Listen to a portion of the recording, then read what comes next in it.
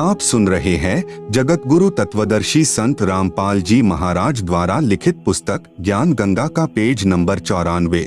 पवित्र शास्त्र भी कबीरदेव यानी कबीर परमेश्वर के साक्षी। इसी प्रकार कबीरदेव यानी कबीर परमेश्वर ने मुसलमानों को बुरा नहीं कहा है, न ही पवित्र कुरान शरीफ को गलत कहा है।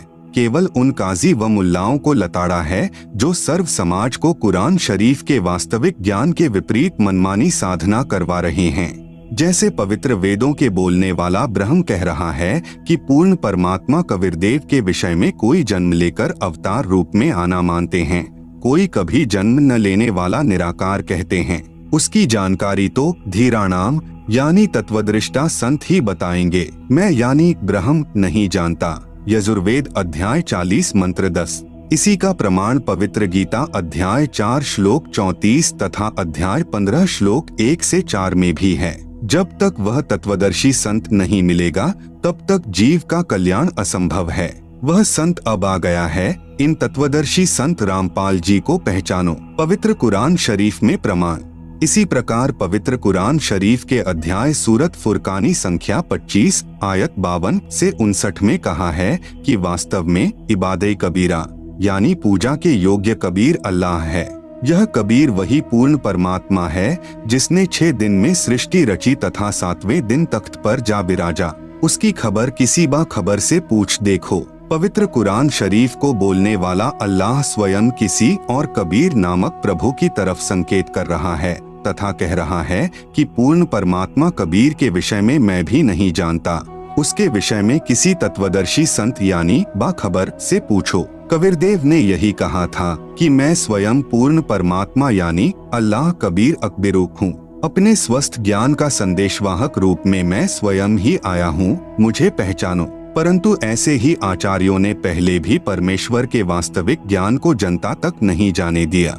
कहा करते थे कि कबीर तो अशिक्षित है, यह संस्कृत तो जानता ही नहीं, हम शिक्षित हैं। इस बात पर पहले तो भक्तजन गुमराह हो गए थे, परंतु अब सर्व समाज शिक्षित है। इन मार्ग भ्रष्ट आचार्यों की दाल नहीं गल रही, न ही गलेगी। सल्ली अला जग सक दी मुहम्मदिन फिल अजसादी अल्लाहुम्मा सल्ली अला कबीर यानी कबीर मुहम्मद फिल कुबूरी फजाइले जिक्र। नंबर 5 हुजूर अक़दस सल्लल्लाहु अलैहि वसल्लम का इरशाद है कि कोई बंदा ऐसा नहीं कि ला इलाहा इल्लल्लाह कहे और उसके लिए आसमानों के दरवाजे न खुल जाएं, यहाँ तक कि यह कलिमा सीधा अर्श तक पहुँचता है, बशर्ते कि कबीरा गुनाहों से बचाता रहे। आप सुन रहे हैं जगत गुरु तत्वदर्शी संत रामपाल जी महाराज द्वारा लिखित पुस्तक ज्ञान गंगा का पेज नंबर 95। कितनी बड़ी फजीलत है और कबूलियत की इंतहा है कि यह कलिमा बराहे रास्त अर्शे मुअल्ला तक पहुंचता है। और यह अभी मालूम हो चुका है कि अगर कबीरा गुनाहों के साथ भी कहा जाए तो नफा से उस वक्त भी खाली नहीं। मुल्ला अली कारी रह फरमाते हैं कि कबायर से बचने की शर्त कबूल की जल्दी और आसमान के सब दरवाजे खुलने के एताबर से है, वरना सवाब और कबूल से कबायर यानी कबीर के साथ भी खाली नहीं। बाज उलेमा ने इस हदीस का यह मतलब बयान फरमाया है कि ऐसे शख्स के वास्ते मरने के बाद उसकी रूह के एजाज में आसमान के सब दरवाजे खुल जाएंगे। एक हदीस में आया है 2 कलीमे ऐसे हैं कि उनमें से एक के लिए अर्श के नीचे कोई मुंतहा नहीं, दूसरा आसमान और जमीन को यानी अपने नूर या अपने अज़र से भर दे। एक ला इलाहा इल्लल्लाह है, दूसरा अल्लाहु अकबर यानी कबीर है। पवित्र वेदों में प्रमाण। कबीरदेव अपने ज्ञान का दूत बनकर स्वयं ही आता है तथा अपना स्वस्थ ज्ञान यानी वास्तविक तत्व ज्ञान स्वयं ही कराता है। स्वयं कबीरदेव यानी कबीर परमेश्वर जी ने अपनी अमृतवाणी में कहा है, शब्द अविगत से चलाए कोई मेरा भेद मर्म नहीं पाया, न मेरा जन्म न गर्भ बसेरा, बालक हो दिखलाया, काशी नगर जल कमल पर डेरा, वहाँ जुलाहे ने पाया। मात पिता मेरे कुछ नाही, ना मेरे घर दासी यानी पत्नी, जुल्हा का सुत आन कहाया, जगत करे मेरी हासी। 5 तत्व का धड़ नहीं मेरा, जानो ज्ञान अपारा, सत्य स्वरूपी यानी वास्तविक, नाम साहेब यानी पूर्ण प्रभु का सोई नाम हमारा। अधर द्वीप यानी ऊपर सत्यलोक में, गगन गुफा में तहा निज वस्तु सारा, ज्योत स्वरूपी अलख निरंजन यानी ब्रह्म भी धरता ध्यान हमारा। हाड़ चाम लहुना मेरे कोई जाने सत्य नाम उपासी, तारन तरन अभय पद दाता, मैं हूँ कबीर अविनाशी। उपरोक्त शब्द में कबीर परमेश्वर कह रहे हैं कि न तो मेरी कोई पत्नी है, नहीं मेरा 5 तत्व यानी हाड़ चाम लहू अर्थात नाड़ियों के जोड़ जुगाड़ वाली काया का शरीर है। मैं स्वयंभू हूँ तथा काशी के लहरतारा नामक तालाब के जल में कमल के फूल पर स्वयं प्रकट होकर बालक रूप बनाया था। आप सुन रहे हैं जगत गुरु तत्वदर्शी संत रामपाल जी महाराज द्वारा लिखित पुस्तक ज्ञान गंगा का पेज नंबर 96। वहाँ से मुझे नीरू नामक जुलाहा उठाकर ले गया था, जो वास्तविक नाम परमेश्वर का अर्थात मेरा है। वेदों में कबीरदेव, गुरु ग्रंथ साहिब में हक्का कबीर तथा कुरान शरीफ में अल्लाह कबीरन वही नाम मेरा है। मैं ऊपर रितधाम में रहता हूँ तथा आपका भगवान ज्योति निरंजन यानी ब्रह्म भी मेरी पूजा करता है। इसी का प्रमाण सत्यार्थ प्रकाश 7वें समुल्लास पृष्ठ 152 से 153 दीनानगर पंजाब से प्रकाशित में भी है। स्वामी दयानंद जी ने यजुर्वेद अध्याय 13 मंत्र 4 तथा ऋग्वेद मंडल 10 सूक्त 49 मंत्र 1 का अनुवाद किया है, जिसमें वेदों को बोलने वाला ब्रह्म कह रहा है 5 बराबर ऋग्वेद मंडल 10 सूक्त 49 मंत्र 1 तथा 6 बराबर यजुर्वेद अध्याय 13 मंत्र 4 में हे मनुष्यों, जो सृष्टि के पूर्व सर्व की उत्पत्ति करता तथा सर्व का स्वामी था, है, आगे भी रहेगा, वही सर्व सृष्टि को बनाकर धारण कर रहा है। उस सुख स्वरूप परमात्मा की भक्ति जैसे हम यानी ब्रह्म तथा अन्य देव भी उसी की साधना करते हैं, वैसे ही तुम लोग भी करो। प्रमाण नंबर 1 पवित्र यजुर्वेद अध्याय 29 मंत्र 25 समिद्धोऽद्य मनुष्यो दुरोणे देवो देवान्य जसी जातवेदः आच वह मित्रमहश्चिकित्वान् त्वं दूतः कविर्सि प्रचेताः।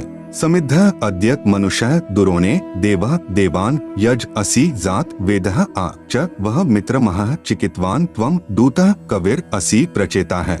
अनुवाद अध यानी आज अर्थात वर्तमान में, दुरोणे यानी शरीर रूप महल में दुराचार पूर्वक, मनुष्य यानी झूठी पूजा में लीन मननशील व्यक्तियों को, समिद्ध यानी लगाई हुई आग अर्थात शास्त्र विधि रहित वर्तमान पूजा जो हानिकारक होती है, अग्नि जलाकर भस्म कर देती है, ऐसे साधक का जीवन शास्त्र विरुद्ध साधना नष्ट कर देती है।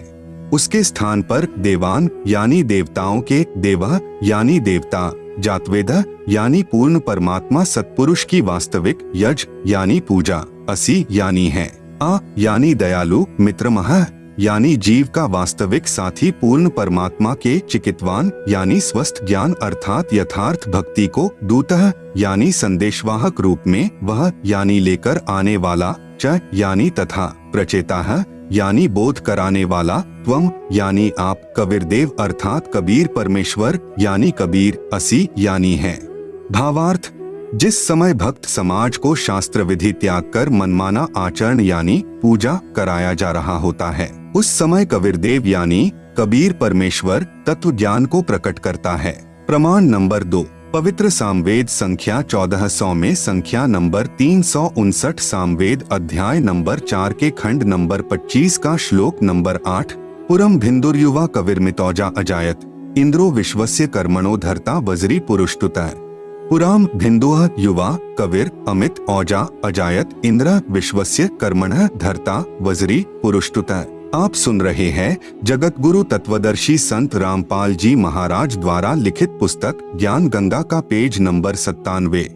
शब्दार्थ युवा यानी पूर्ण समर्थ, कबीर यानी कबीरदेव अर्थात कबीर परमेश्वर, अमितौजा यानी विशाल शक्ति युक्त अर्थात सर्वशक्तिमान है, अजायत यानी तेजपुंज का शरीर मायावयी बनाकर, धरता यानी प्रकट होकर अर्थात अवतार धार कर, वज्री यानी अपने सत्य शब्द व सत्य नाम रूपी शस्त्र से, पुराम यानी काल ब्रह्म के पाप रूपी बंधन रूपी कीले को, भिन्दुः यानी तोड़ने वाला, टुकड़े टुकड़े करने वाला, इंद्र यानी सर्व सुखदायक परमेश्वर, विश्वस्य यानी सर्व जगत के सर्व प्राणियों को, कर्मण है यानी मनसा वाचा कर्मणा अर्थात पूर्ण निष्ठा के साथ अनन्य मन से धार्मिक कर्मों द्वारा सत्य भक्ति से, पुरुषतुतः यानी स्तुति उपासना करने योग्य है।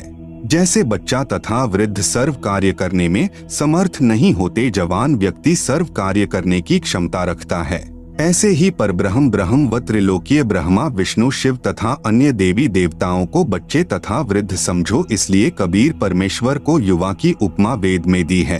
भावार्थ, जो कबीरदेव यानी कबीर परमेश्वर तत्व ज्ञान लेकर संसार में आता है, वह सर्वशक्तिमान है तथा काल यानी ब्रह्म के कर्म रूपी किले को तोड़ने वाला है। वह सर्व सुखदाता है तथा सर्व के पूजा करने योग्य है। संख्या नंबर 1400 सामवेद उतार्चिक अध्याय नंबर 12 खंड नंबर 3 श्लोक नंबर 5।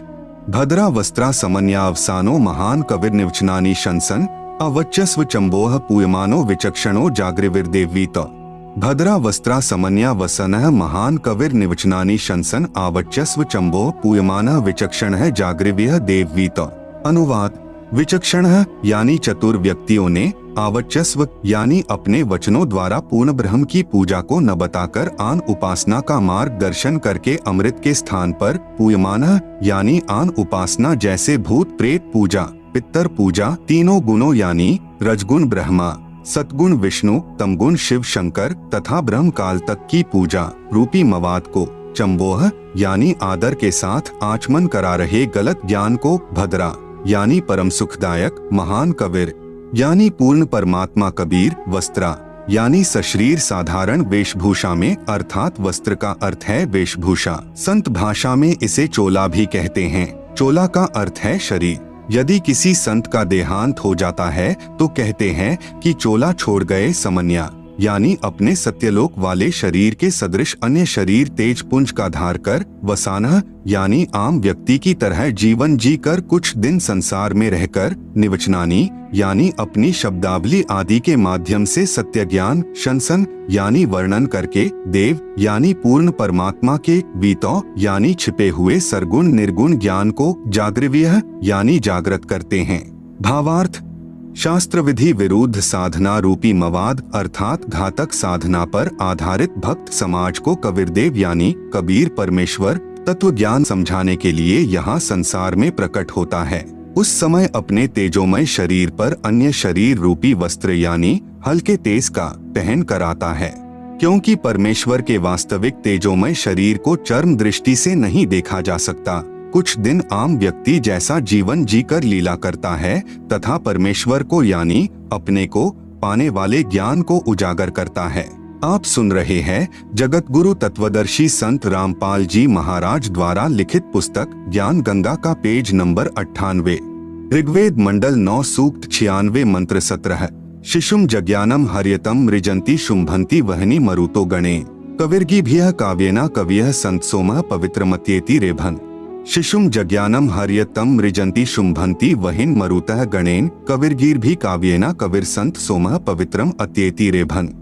अनुवाद, पूर्ण परमात्मा हर्य शिशुम यानी विलक्षण मनुष्य के बच्चे के रूप में, जज्ञानम यानी जानबूझकर प्रकट होता है तथा अपने तत्व ज्ञान को तम यानी उस समय मृजंती यानी निर्मलता के साथ, शुंभंती यानी उच्चारण करता है, वहनीय यानी प्रभु प्राप्ति की लगी विरह अग्नि वाले, मरुतः यानी भक्त, गणेन यानी समूह के लिए, काव्येना यानी कविताओं द्वारा कवित्व से, पवित्रम अत्येति यानी अत्यधिक वाणी निर्मलता के साथ, कबीर गीर भी यानी कबीर वाणी अर्थात कबीर वाणी द्वारा, रेभन यानी ऊंचे स्वर से संबोधन करके बोलता है, कबीर संत सोमः यानी वह अमर पुरुष अर्थात सत्पुरुष ही संत अर्थात ऋषि रूप में स्वयं कबीरदेव ही होता है।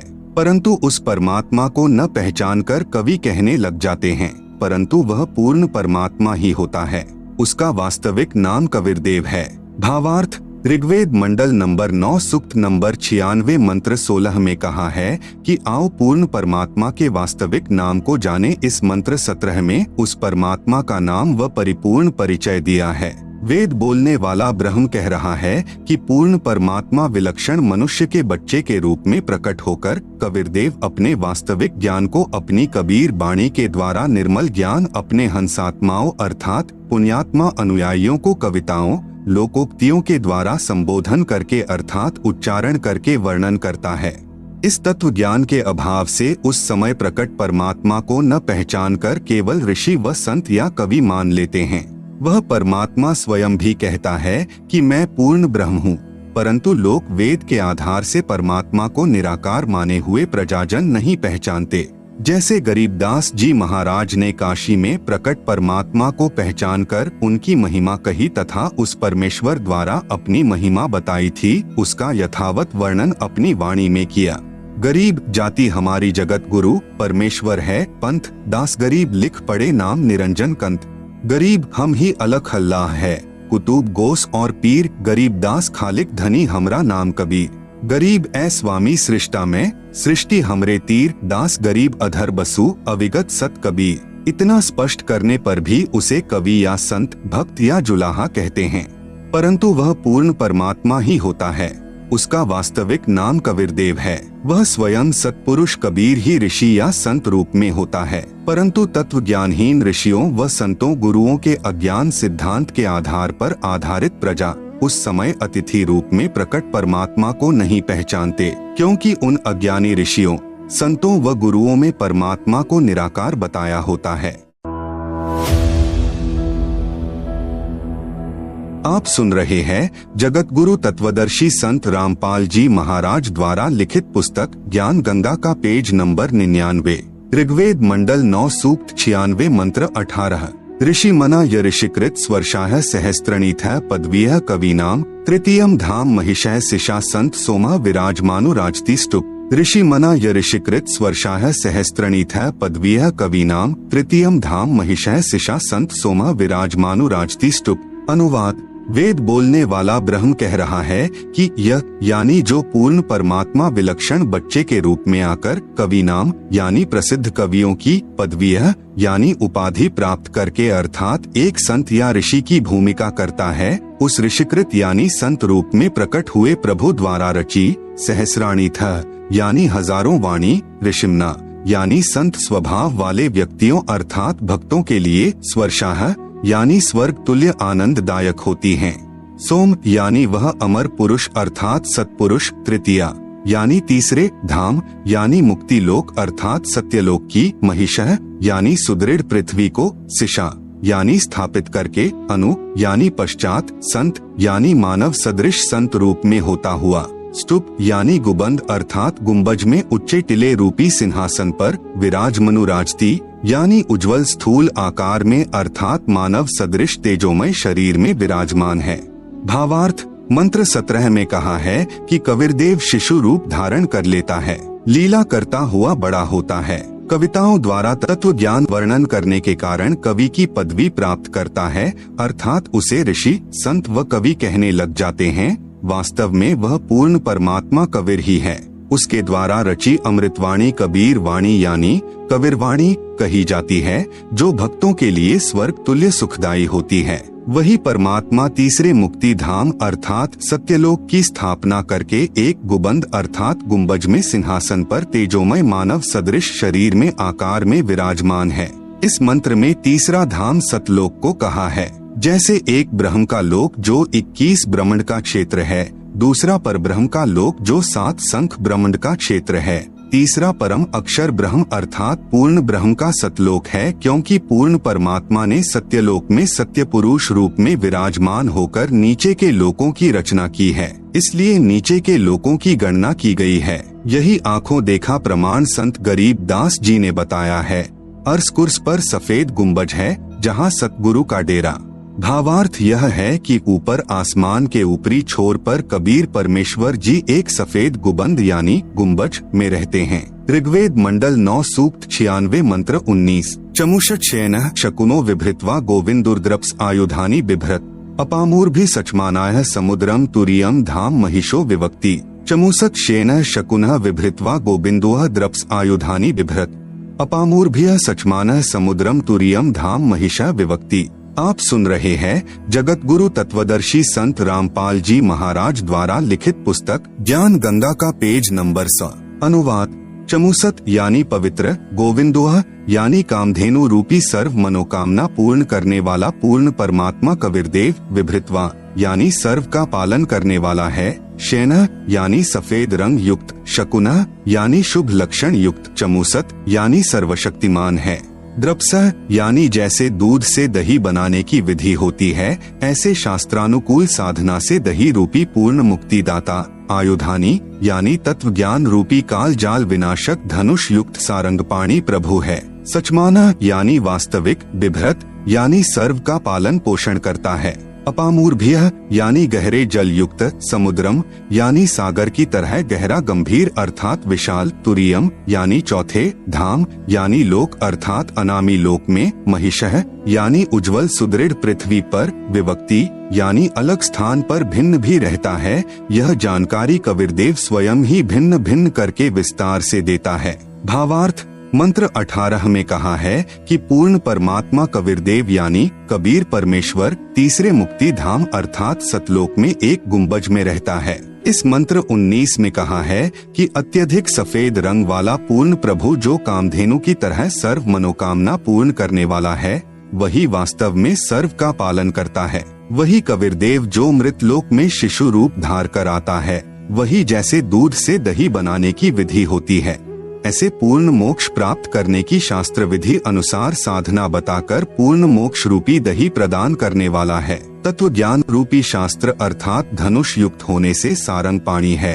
तथा जैसे समुद्र सर्व जल का स्रोत है, वैसे ही पूर्ण परमात्मा से सर्व की उत्पत्ति हुई है। गीता अध्याय 15 श्लोक 3 में कहा है कि संसार रूपी वृक्ष को तत्व ज्ञान रूपी शस्त्र द्वारा काटकर अर्थात तत्व ज्ञान द्वारा संशय समाप्त करके उसके पश्चात उस परम पद परमेश्वर की खोज करनी चाहिए, जहां जाने के पश्चात साधक लौटकर कभी संसार में नहीं आते अर्थात पूर्ण हो जाते हैं। जिस परमेश्वर से सर्व संसार रूपी वृक्ष की प्रवृत्ति विस्तार को प्राप्त हुई है, वह पूर्ण प्रभु चौथे धाम अर्थात अनामी लोक में रहता है।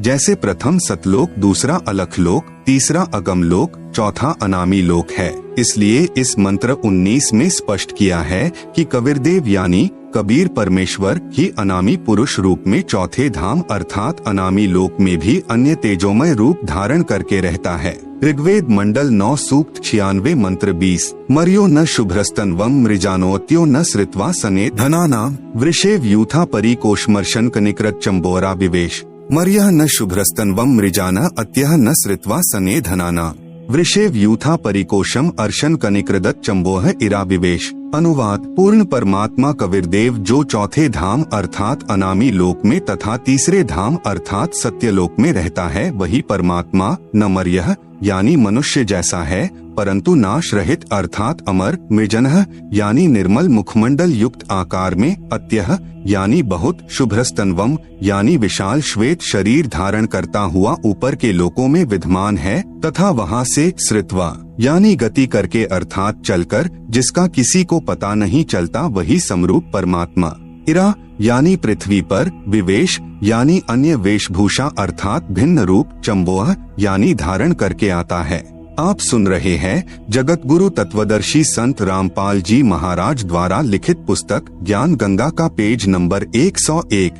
सतलोक तथा पृथ्वी लोक पर लीला करता है। यथा यानी बहुत बड़े समूह को वास्तविक, सने यानी सनातन पूजा की, वृषेव यानी वर्षा करके, न धना नाम यानी उन राम नाम की कमाई के निर्धनों को, कनिकृदत यानी मंद स्वर से अर्थात श्वास उश्वास से मन ही मन में उच्चारण करके पूजा करवाता है, जिससे असंख्य अनुयायियों का पूरा संघ, परिकोशम यानी पूर्व वाले सुख सागर रूप अमृत खजाने अर्थात सत्यलोक को अर्शन यानी पूजा करके प्राप्त करता है। भावार्थ पूर्ण परमात्मा कबीरदेव यानी कबीर परमेश्वर ऊपर तीसरे धाम अर्थात सत्यलोक में रहता है, तथा वही परमेश्वर अन्य मनुष्य रूप धारण करके चौथे धाम अर्थात अनामी लोक में रहता है। वही परमात्मा वैसा ही मनुष्य वाला समरूप सुंदर मुखमंडल युक्त श्वेत शरीर युक्त आकार में यहाँ पृथ्वी लोक पर भी आता है, तथा अपनी वास्तविक पूजा विधि का ज्ञान करवाकर बहुत सारे समूह को अर्थात पूरे संघ को सत्य भक्ति के धनी बनाता है। असंख्य अनुयायियों का पूरा संघ सत्य भक्ति की कमाई से पूर्व वाले सुखमय लोक पूर्ण मुक्ति के खजाने को अर्थात सत्यलोक को साधना करके प्राप्त करता है। अथर्ववेद कांड नंबर 4 अनुवाक नंबर 1 मंत्र नंबर 7 संत रामपाल दास द्वारा भाषा भाष्य। योऽथर्वाणं पित्तरं देवबन्धुं बृहस्पतिं नमसाव च गच्छात् त्वं विश्वेशां जनिता यथा स कविर्देवो न दभायत स्वधावान्। यह अथर्वाणम पितरम देवबंधुम बृहस्पतिम नमसा अव च गच्छात त्वं विश्वेशाम जनिता यथा सह कविर्देवः न दभायत स्वधावान। अनुवाद, यह यानी जो अथर्वाणम यानी अचल अर्थात अविनाशी, पितरम यानी जगत पिता, देवबंधुम यानी भक्तों का वास्तविक साथी अर्थात आत्मा का आधार, बृहस्पतिम यानी सबसे बड़ा स्वामी ज्ञान दाता जगत गुरु, च यानी तथा, नमसा यानी विनम्र पुजारी अर्थात विधिवत साधक को, अव यानी सुरक्षा के साथ, गच्छात यानी जो सतलोक जा चुके हैं उनको सतलोक ले जाने वाला, विश्वेशाम यानी सर्व ब्रह्मांडों को, जनिता यानी रचने वाला, न दभायत यानी काल की तरह धोखा न देने वाले, स्वधावान यानी स्वभाव अर्थात गुणों वाला, यथा यानी ज्यों का त्यों अर्थात वैसा ही, सह यानी वह, त्वम यानी आप, कविर्देवः कविर देवः यानी कबीर परमेश्वर अर्थात कविर्देव है। भावार्थ, जिस परमेश्वर के विषय में कहा जाता है त्वमेव माता च पिता त्वमेव बंधु च सखा त्वमेव विद्या च द्रविणम त्वमेव सर्वम मम देव देव, वह जो अविनाशी सर्व का माता पिता तथा भाई व सखा व जगत गुरु रूप में सर्व को सत्य भक्ति प्रदान करके सतलोक ले जाने वाला, काल की तरह धोखा न देने वाला, सर्व ब्रह्मांडों की रचना करने वाला कबीरदेव यानी कबीर परमेश्वर है।